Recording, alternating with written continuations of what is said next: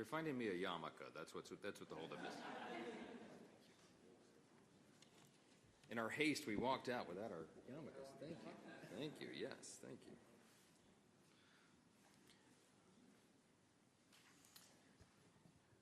Well, it is my pleasure to welcome everyone and wish you a happy Hanukkah. Thank you for joining us. This is the second occasion, my second occasion as Speaker of the House, where I'll be able to gather with you for this celebration of light. Last year was the first time in history, you may remember, that we ever had an official menorah lighting here in the Capitol. But this year we get to do it with my own personal menorah. It's one that Rabbi Shem Tov and with the assistance of my colleague leader Jeffries presented to me a couple of months ago. It's actually made of shrapnel of rockets that were shot down by the IDF and then smelted together by an Israeli artisan. It's really one of a kind. I'm very grateful for that symbolic gift, not only because it's my first menorah, but because when you look at it, you're reminded of the true meaning of Hanukkah, that in the face of darkness, light burst forth, and in the presence of fear, miracles emerge. And in moments of despair, hope springs eternal. And the more time I've spent with America's rabbis and our Jewish brothers and sisters around the country over the last year, the more hopeful that I become for the future. We all know that 2024 was a very difficult year for Jewish Americans, and on college campuses and, of course, in the land of Israel itself. Yet in the face of vitriol and war, the Jewish people have shown unshakable strength and optimism and resilience. It's been very inspiring. And that's because we believe the light of truth always overcomes the darkness of terror. As Prime Minister Netanyahu reminds us often, the battle for Israel's existence is truly a battle between light and darkness. It's a battle between civilization versus barbarism, good versus evil. So as we ceremonially light the first of these 8 candles, we recall the power of light within each of us. And we hold on to faith that God has not forgotten his people. As we remember the Almighty's work in the lives of figures like Abraham, Isaac, and Jacob, and Joseph, and Moses, through the time of the Maccabees, the Second Temple, and up until this very day, we can rejoice in the hope of victory and repeat the words of David in the 30th Psalm. I will exalt you, Lord, for you lifted me out of the depths and did not let my enemies gloat over me. I'm happy to yield the podium now to Leader Chuck Schumer. Thank you, Speaker, and Chag Sameach, a happy holiday to one and all. I may have told this story last year, but I like it, so for those of you who are not here, we all put on our yarmulkes, so this is my yarmulke story. So in 1992, I was a congressman. I was redistricted into Queens, as well as Brooklyn. And I was in a Jewish neighborhood of Queens getting to meet the voters, and a lady came over to me and said, well, you're Congressman Schumer. I said, yes. I read in the Queens Tribune, you're my new congressman. I said, yes, I am, ma'am. She said, I'd like to pay you a compliment. I've never met you in person, but I watch C-SPAN religiously, and you're the only one, and you have more courage than any of the other 435 members of Congress. I said, well, ma'am, you know, I know some of them are no good nicks, but a lot of them are very estimable people. What makes you say I, of all the 435, have the most courage? She said, well, as I said, I watch C-SPAN religiously, even though I haven't met you. You're the only one, when you rise to your feet to speak, who has the courage to wear a yarmulke. I said, thank you, ma'am. It's not a yarmulke. Anyway, that's my little yarmulke story. I could go on and tell Jewish stories, and we could be here till the end of Hanukkah 2 weeks from now. Anyway, it's great to be here. I want to thank Speaker Johnson, Leader Jeffries, Rabbi Shem Tov, friends, colleagues. And I thank you all for being here as the Jewish people in America and around the world prepare to celebrate Hanukkah later this month. As the first Jewish Senate Majority Leader and the highest-ranking Jewish elected official in American history, I am proud to stand before you in this great temple of democracy to share in the light of Hanukkah. As we all know, the story of Hanukkah is, among many things, a story of perseverance in the face of unspeakable hatred. It's a story about how the Jewish people of a different age, forced from their land, forbidden to practice their religion, their temple destroyed and desecrated, gathered to pray in secret, banded together in the hills and fields, and fought off their attackers.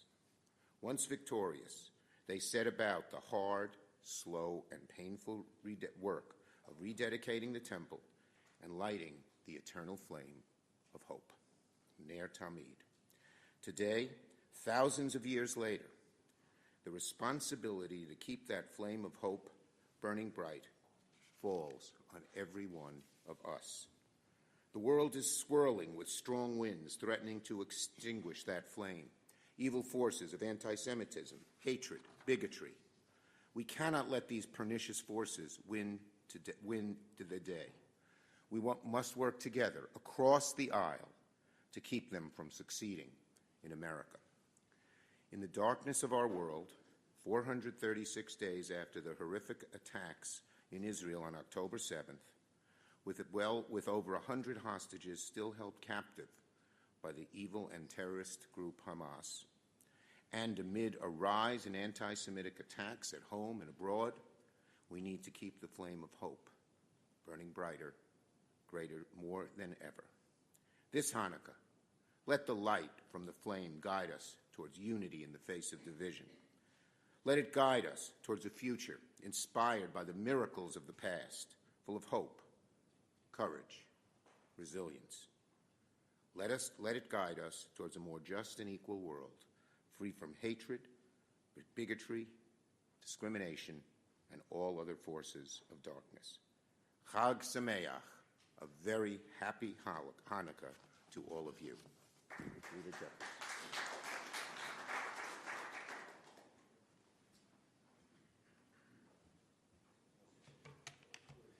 Thank you, Rabbi Shemtov, for your leadership, your partnership, as well as for your friendship, and for hosting this special Congressional Hanukkah celebration. To Speaker Johnson, Leader Schumer, my distinguished colleagues in the House and in the Senate, all those assembled, it's a high honor and a distinct privilege to be with you all today. The story of Hanukkah is one of resilience in the face of adversity, hope in the face of oppression, and light in the face of despair. It tells the perpetual story of the Jewish people, one of thousands of years of uncertainty, pain, persecution, but most importantly and ultimately of triumph. Hanukkah teaches us that even a small amount of light can drown out a whole lot of darkness. How fitting for a people that would, as Isaiah said, be a light unto the nations. And this lesson has perhaps never been more important because these are extraordinarily challenging times. Anti-Semitism in America and around the world is on the rise. Our Jewish brothers and sisters understandably feel a deep sense of anxiety about the future. But we are with you. We will do everything that we can to crush anti-Semitism and bury it into the ground, never to rise again. We will continue to reiterate with moral clarity that anti-Semitism in any way, shape, or form is unacceptable, unconscionable, and un-American. And that our country must always be a safe place for the Jewish community, whether at a synagogue, on a college campus, at home, in the community, or anywhere that the Jewish community may be found. We, of course, as my colleagues indicated, are also here more than a year since the horrific attack carried out by Hamas on October 7th. And still, more than a year later, there are American and Israeli hostages held in Gaza.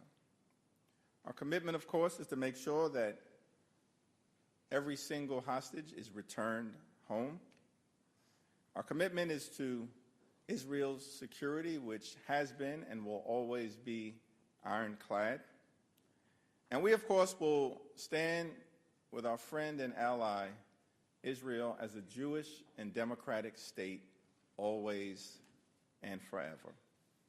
Yes, of course, these are challenging times, but the Jewish story, the Jewish community is strong and resilient, and you are never alone. May we all learn from the miracle of Hanukkah that in the face of unprecedented darkness, and as we navigate through these tough times, the faith, the resilience, and the spirit of the Jewish people will continue to be a guiding light.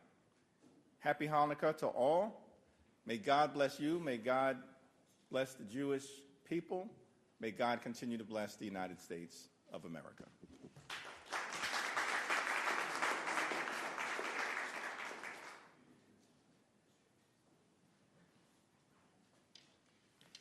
Good afternoon, Mr. Speaker, Leader Schumer, Leader Jeffries, members of the House, friends one and all. I'm honored to be here, of course, as we all are, to celebrate the upcoming days of Hanukkah. Hanukkah has not yet begun, but it is upon us, and when it does begin, there will be very few people in this building or in the complex.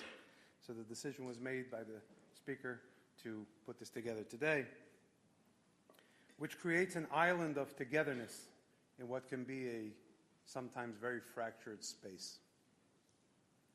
Hanukkah means rededication. It also stems from the word chinuch, which means education. And as I have shared with the Speaker and Leader Jeffries, when we have more than one opinion and a difference of opinion, we have a wider pool of knowledge. When we have animus, we have a descent into chaos in society. And I think I could speak for all of us, not just in this room, but for hundreds of millions of my fellow citizens across the country that watch these two leaders of the House, even as they disagree, have a personal respect for each other, which is huge, and which spreads across our country in a warmth that melts a lot of cold. Leader Schumer, thanks for being here. Last year, he lent us his menorah that he was presented at the Lamplighter Awards. This year, we have Speaker Johnson's. And yes, it was an incredible moment to be able to present that to you, sir, especially having your counterpart, Leader Jeffries, who you said you were honored to have as your counterpart, present and on hand for that. This is something which is very important. And it's a gift, like I said, to the citizens of this great nation. Now, one of the leaders who's not here, Leader McConnell, we know suffered a fall just recently, and I think it's appropriate that we all hold him in our prayers, that he have a full recovery, and that he continue to be able to serve this great nation as he has, as Leader Schumer is the first Jewish majority leader. I think Senator McConnell is the longest leading Senate leader altogether, right? Am I right? For now. So this temple of democracy that was spoken of is a very important central pillar in our American life. The Holy Temple in Jerusalem, which stood over 2,000 years ago, is a very central pillar in Jewish life. So imagine how incredible it would be for someone who's Jewish to be in this space as the rededication of that temple in Jerusalem is celebrated right here in this Temple of Democracy in Washington. The light on this dome shines through the whole world, showing that the freedom of the human spirit is so important for the world to survive. So what is oil? Oil is something which soothes, as we are taught. It's something which permeates or penetrates any surface. It gives flavor to something which it is added to. And I think that that's something important to remember. The warm glow of the menorah lights is something that struck me as a young child. I grew up in Philadelphia. I was born in the late 60s, so I was there for the bicentennial, very patriotic. And it was actually 50 years ago that public menorah lighting, something you see on every public space in America, just about, began in Independence Mall. It's a very big milestone. And now we light a big menorah just a few days hence on America's front lawn, right on the ellipse in front of the White House. And we always have senior officials join us, which is something which reminds us as Jews that we are a small minority, a very small minority, less than 2% of this nation. But yet, we have made great and incredible contributions through the lives of so many Jews, and sadly, in too many cases, through dying for our country, with Jews that have served in our armed forces. And I think it's a good time for us to have the men and women who serve our defenses, stateside and abroad, also in our thoughts as we light this incredible symbol of the menorah. Just recently, I was at an event for the Navy SEALs Foundation, which honors and supports the widows and orphans of SEALs who die in action. And I was discussing something with an admiral, and then it dawned upon me, and I said to him, "Sir, you know, the work you do wearing your uniform, it secures the ability of me to do the work I do wearing mine." So I think that as the plaque, there's one plaque discussing the presentation to the speaker, the other is on the menorah itself that has that famous phrase from the scriptures, "And they shall beat their swords into plowshares." We all have power. Every single one of us has a lot of incredible human power. And we can use them for swords, we can use them for plowshares, and sometimes we can turn the very swords into plowshares, misunderstanding into understanding, difference into harmony. And as we see our leaders who not only speak words of conciliation and friendship and togetherness despite different opinions, we have to respect and actually salute the fact of how they live them as an example for all of us. So without further ado, because I have the good fortune of standing between you and the latkes, I think I'm going to just proceed now with the lighting, if that's okay, and just invite the leaders to join me. Now remember, sometimes you see things and they say, "Do not try this at home." I would like to say, do try this at home. If you're Jewish or you have Jewish friends, there are plenty of little personal kits that you can take home with you after the ceremony is over.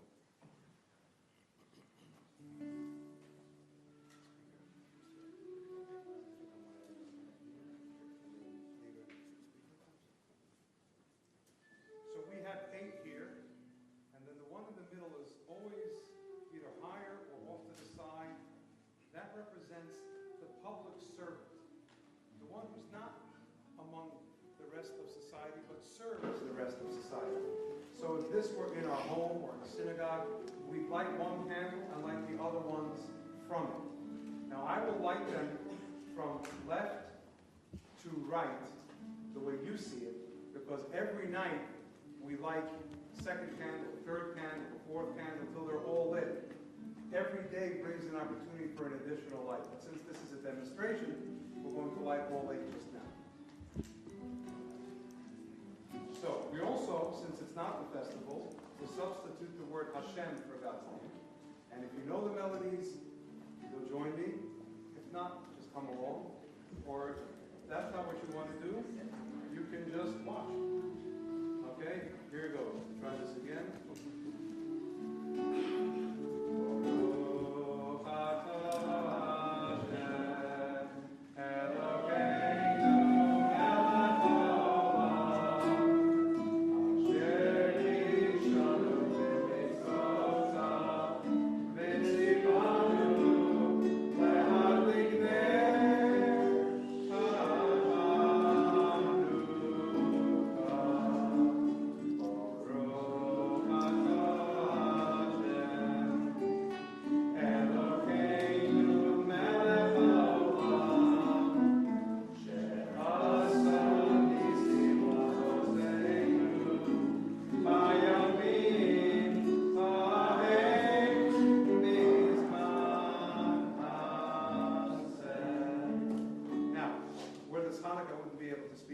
blessing and the lighting, but as it's a demonstration, we have a little leeway. But one thing I would say is, how about if I handed the candle to the speaker and the leader together, like the first middle one? Okay? We'll do the microphone.